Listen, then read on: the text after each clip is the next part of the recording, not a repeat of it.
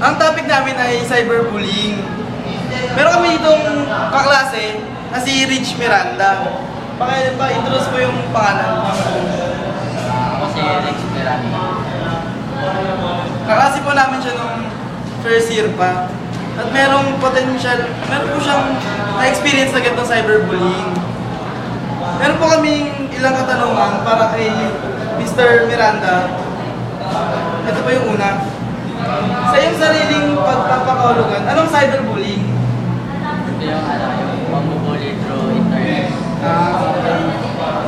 Yung sumunod namin tanong, paano paraan ka naman na bully? Paano nga paraan ka na cyberbully?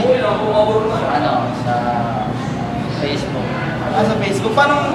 Paano ginawa sa'yo doon?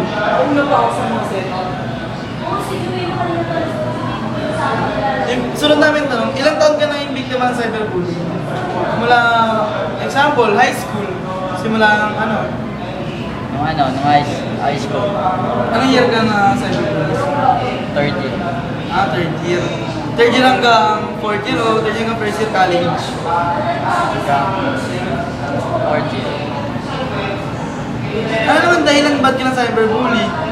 Dahil ba sa mapayat ka? Dahil sa estado niya sa buhay? Ba't ka na cyberbully? Dahil ba sa mapayat ka, kaya ka na cyberbully? Oo. Kasi halos lahat naman ganun eh.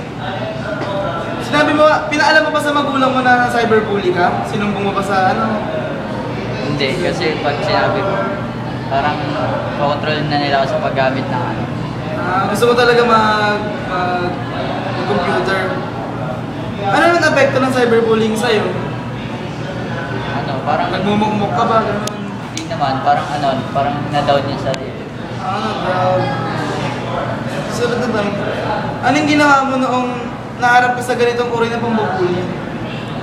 Anong ginawa mo? Parang di ka ba namamansin ng ibang tao? Ganun. Di ka nakakausap? Mag-isa na lang ako, kasi wala. Halos lahat ganun.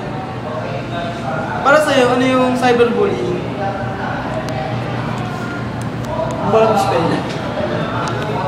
Ano maipapayo mo sa ibang biktima ng cyberbullying? Maipapayo mo? Pwede ba magaganto ng batas? Yung wag na lang pansinin yung mga ganyan na sabi. Mas magdoon sa pag-aaral. Sige po, salamat Mr. Miranda. Mabuhay ka. Magsipin ka muna.